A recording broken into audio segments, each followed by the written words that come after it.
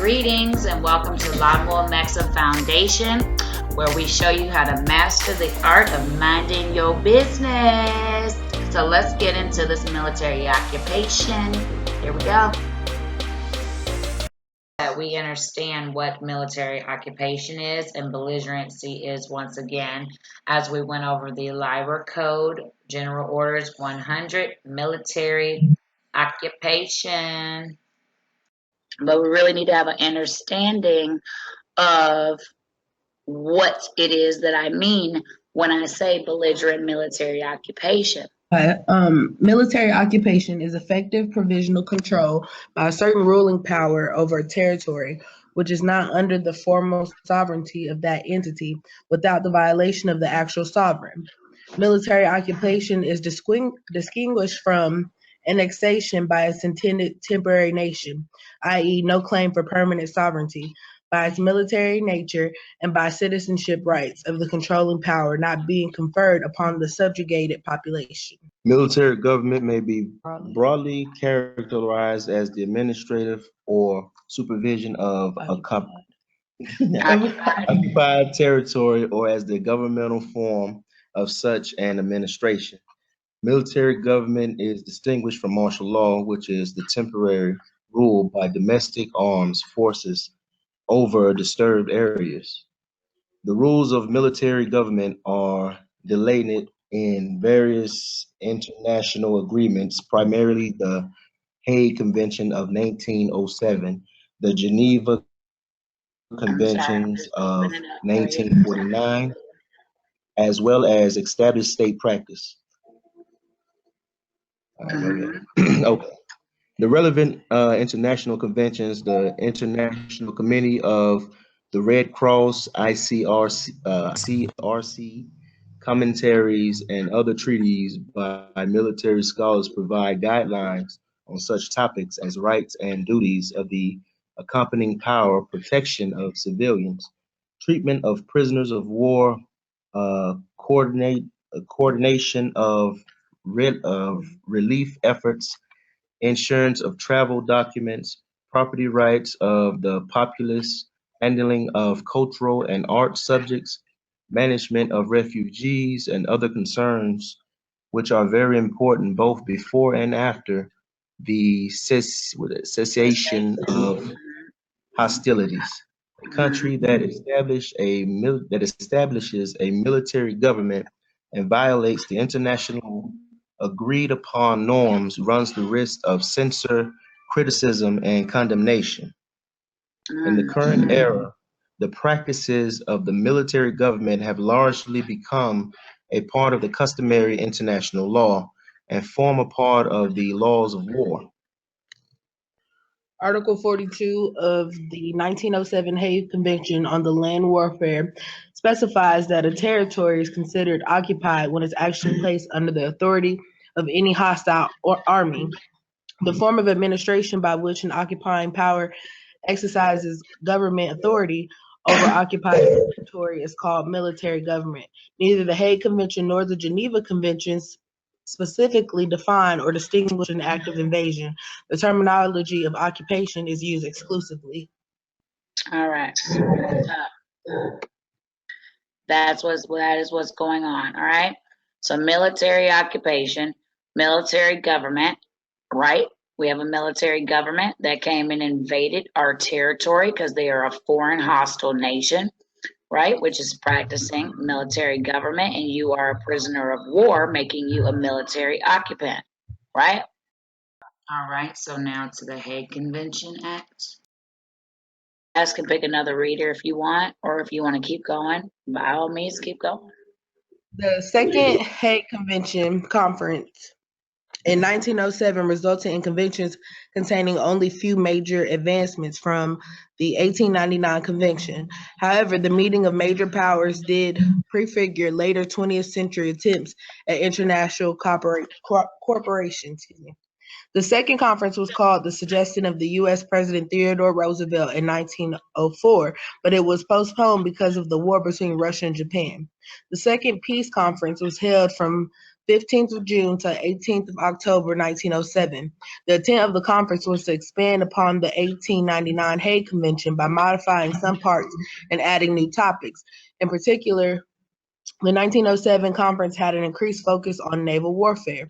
The British attempted to secure limitation of arraignments, but these efforts were defeated by the other powers, led by Germany, which feared a British attempt to stop the growth of the German fleet.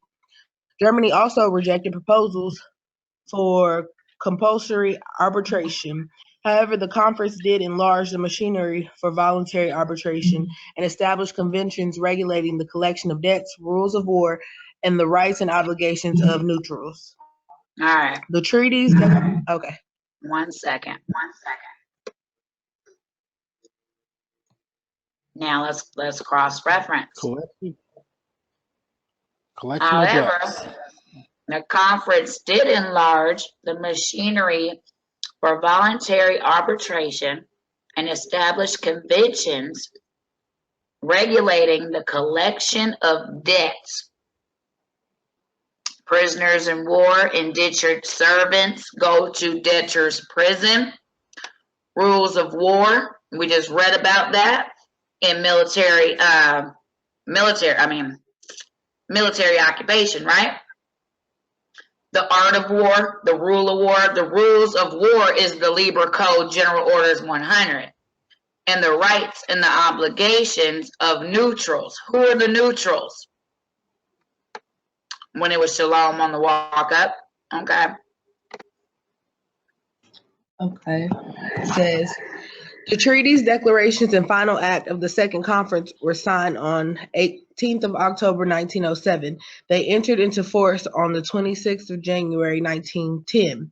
The 1907 Convention consists of 13 treaties, of which 12 were ratified and entered into force in one declaration. Convention for the Pacific Settlement of International Disputes.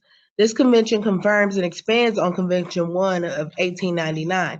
As of February 2017, this convention is in force for 102 states, and 116 states have ratified one or both of the 1907 Convention and the 1899 Convention, which together are the founding documents of the Permanent Court of Arbitration. Convention respecting the limitation of the employment of force for recovery of contract debts. Convention relative to opening of hostilities. The convention sets out the accepted procedure for a state making a declaration of war. Convention respecting the laws and customs of war on land. This convention confirms with minor modifications the provisions of the Convention 2 of 1899. All major powers ratified. Convention relative to the rights and duties of neutral powers and persons in case of war on land. Convention relative to the legal position of enemy merchant ships at the start of hostilities. Convention relative to the conversion of merchant ships into warships. Convention relative to the laying of automatic submarine contact mines. Convention concerning bombardment by naval forces in time of war. Convention for the adaptation to maritime warfare of the principles of the Geneva Convention of the 6th of July, 1906. This convention updated Convention 3 of the 1899 to reflect the amendments that has been made to the 1864 Geneva Convention. Okay, 110. Okay, Convention 10 was ratified by all major states except the United Kingdom. It was subsequently superseded by Second Geneva Convention. Convention relative to certain restrictions with regard to the exercise of the right of capture in naval war. Convention relative to the establishment of an international prize court. The convention would have established the International Prize Court for the resolution of conflicting claims relating to captured ships during wartime. It is the one convention that never came into force. It was ratified only by Nicaragua. Convention concerning the rights and duties of natural powers in naval war. declaration prohibiting the discharge of projectiles and explosives from balloons. This declaration extended the provisions of Declaration was that 4-1 of 1899 to the close of the planned Third Peace Conference, which never took place. Among the major powers, this was ratified only by China, United Kingdoms, and the United States. All right, Participants. Okay. We can go back up before we lose track.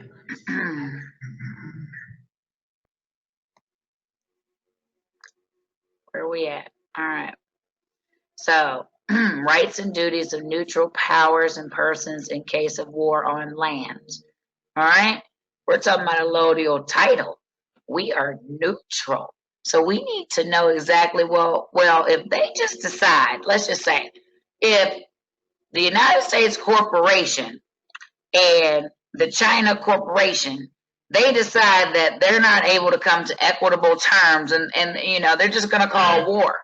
Well, where does that put you when you're neutral, and what makes you neutral? Let's go over here to get clarification.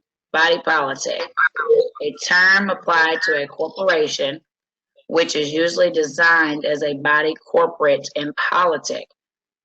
The term is particularly appropriate to a public corporation invested with powers and duties of government.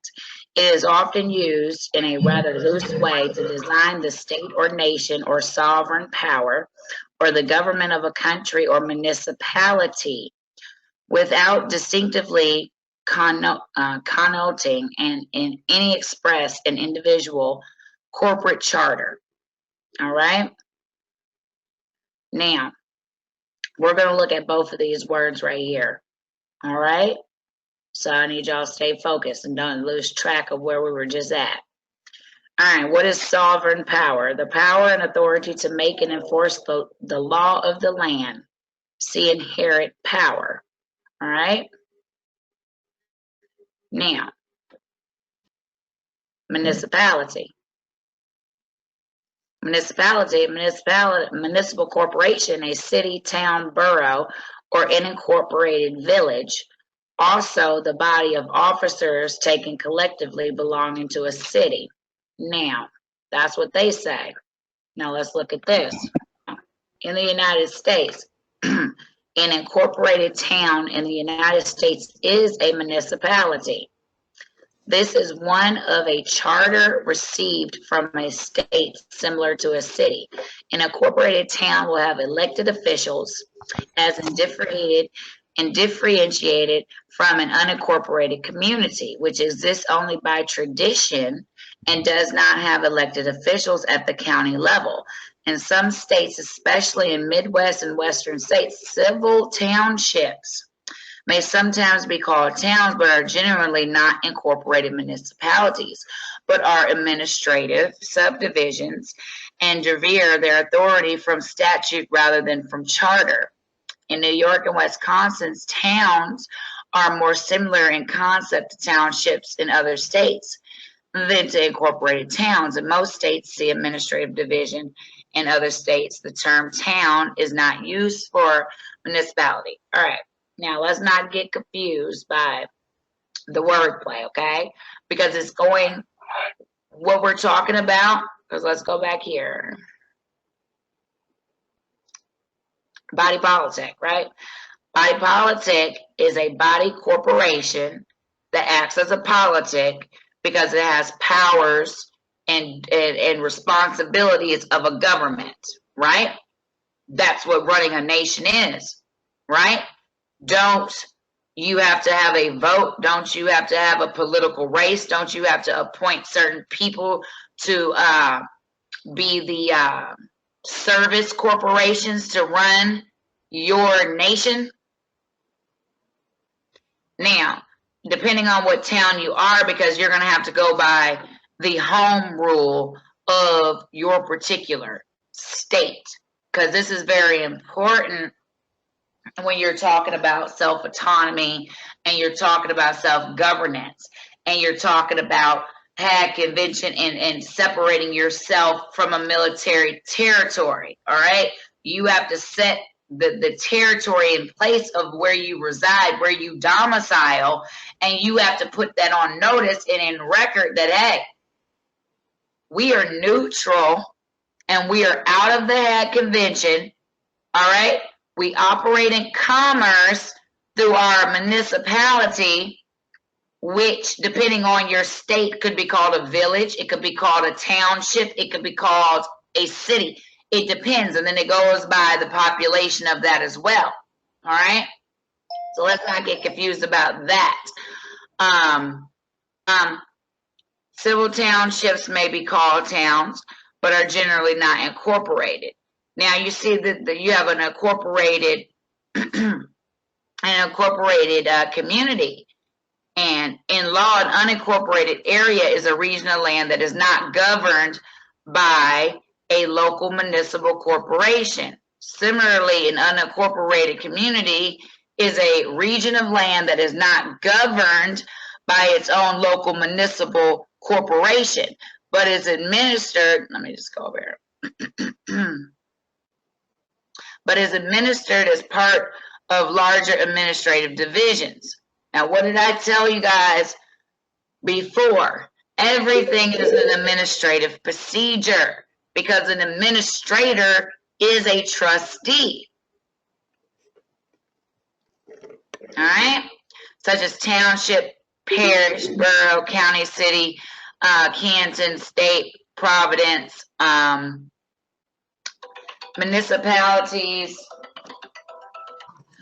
All right, so when you're dealing with unincorporated communities, okay, that means that it is private. When you go into doing business trust, all right, when you go, well, let's back it up. When you go to do a business formation, there's 3 ways to go about doing it.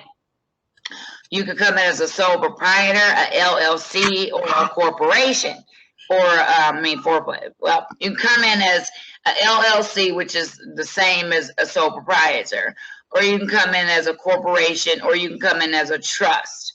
A trust is an unincorporated corporation.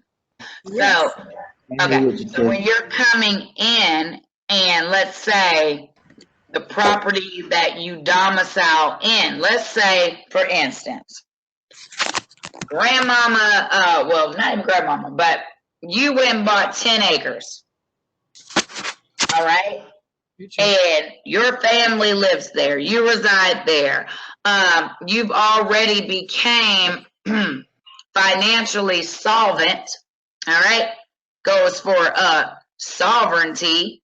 All right? Because you're a private banker. All right? So there's no need for you to operate in the public because you already got your land, you already got your community, you've already got your banking on. So you don't need to have an administrative division. You don't need to operate in commerce. You are commercially insolvent.